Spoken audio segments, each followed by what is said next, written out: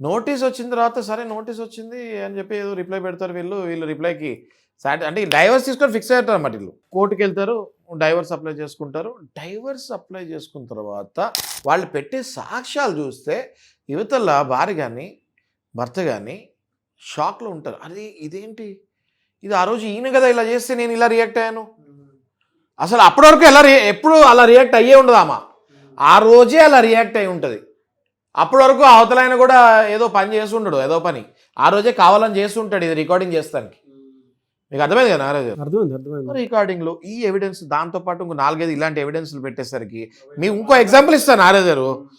Evil tablet దేనికి వాడతారు? Evil ట్యాబ్లెట్లు ఉంటాయి, ఓకే, స్లీపింగ్ పిల్స్, సరే ఏదో ట్యాబ్లెట్ పేరు పెట్టండి. స్లీపింగ్ పిల్స్ అప్పుడప్పుడు వాడతారు. దేనికి వాడతారు?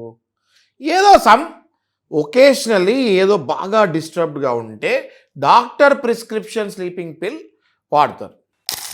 ఎప్పుడో సంవత్సరం క్రితం 6 నెలల క్రితం ఏదో సమ్ కాజ్ వల్ల డాక్టర్ దగ్గరికి వెళ్ళి ఈ 2 రోజులు మాత్రమే మీరు వాడండి అని ప్రిస్క్రిప్షన్ డాక్టర్ ఇస్తే ఆ ప్రిస్క్రిప్షన్ని వీళ్ళు తీసుకొని అడ్వాంటేజ్, వీళ్ళకి స్లీప్ డిసార్డర్ ఉంది, మెంటల్ డిప్రెషన్లో ఉంది అని చెప్పి ఆ కాపీని కూడా వీళ్ళు ఎవిడెన్స్ లాగా పెడతారు. మరి ఇది అర్థం చేసుకోవాల్సింది ఏంటి అంటే, ఒక పక్కన మీరు ఎప్పుడైతే ఈ ప్రిస్క్రిప్షన్ కాపీ పెడతారో ఆ డాక్టర్ గారితో కూడా మనం ఒక లెటర్ తీసుకుంటాము, ఈ రెగ్యులర్గా వాడేవాళ్ళని మీరు 2 రోజులకే ఇచ్చారా అని. అది మళ్ళీ వాళ్ళు పెట్టింది రాంగ్ అని ప్రూవ్ అయిపోద్ది. ఎప్పుడైతే మీరు వీడియో తీసారో అలాంటి వీడియోలు మీ దగ్గర ఇంకా ఎన్ని ఉన్నాయో అడుగుతాం మేము. మరి ఒకటే వీడియో ఉంది, 2 సార్లు 3 సార్లు గత 6 నెలల నుంచే ఈ వీడియో ఉంది అంటే 100% మీరు ప్లాన్కి వెళ్ళినట్టే దాని అర్థం కదా.